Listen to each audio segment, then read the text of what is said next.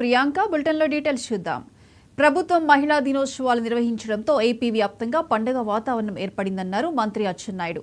కోనసీమ జిల్లా అమలాపురంలో జాతీయ మహిళా దినోత్సవ వేడుకల్లో పాల్గొన్న మినిస్టర్ మహిళలు పారిశ్రామికవేత్తలుగా ఎదిగే విధంగా కూటమి ప్రభుత్వం కృషి చేస్తుందన్నారు. మహిళా దినోత్సవం సందర్భంగా 12 లక్షల మంది మహిళలకు 4,000 కోట్ల రూపాయలు వివిధ పథకాల ద్వారా ఆర్థిక సహాయం పంపిణీ చేస్తున్నామన్నారు. యువ నాయకుడు లోకేష్ నాయకత్వంలో వాట్సాప్ గవర్నెన్స్ వచ్చిందన్నారు.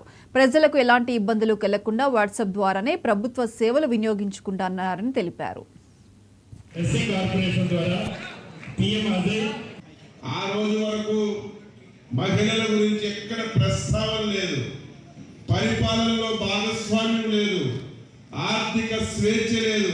మహిళలంటే ఇంటిలో వంట చేసుకోవడం, కుటుంబాన్ని చూసుకోవడమే తప్ప మిగిలినటువంటి ఏ వ్యవహారాల్లో కూడా ఎటువంటి ప్రమేయం లేనటువంటి రోజులు. మహిళలకి తండ్రి ఇచ్చినటువంటి ఆస్తిలో సమాన హక్కు కల్పించారు కానీ అది అమలు జరిగినటువంటి సందర్భాలు లేవు.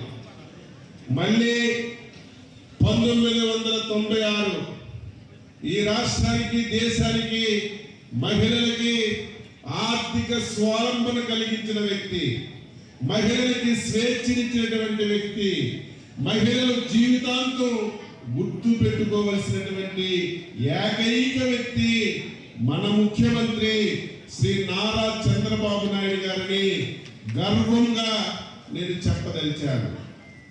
1996లో డ్వాక్రా ఉద్యమాన్ని స్థాపించారు.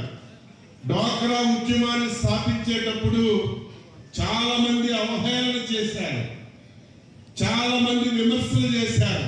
చంద్రబాబు నాయుడు గారికి పని పాటు లేదు, ఈదిలోకి తీసుకొస్తున్నాడు, నీరు చుట్టూ తిప్పుతున్నారని చాలా మంది విమర్శలు చేసినా సరే మహిళలు పాత్ర ఈ సమాజానికి అవసరం. మహిళలను ప్రోత్సహిస్తే ఈ రాష్ట్రం, దేశం ప్రపంచంలోనే అగ్రగామిగా ముందుకు వెళ్తుందని 30 సంవత్సరాల ముందే గ్రహించినటువంటి వ్యక్తి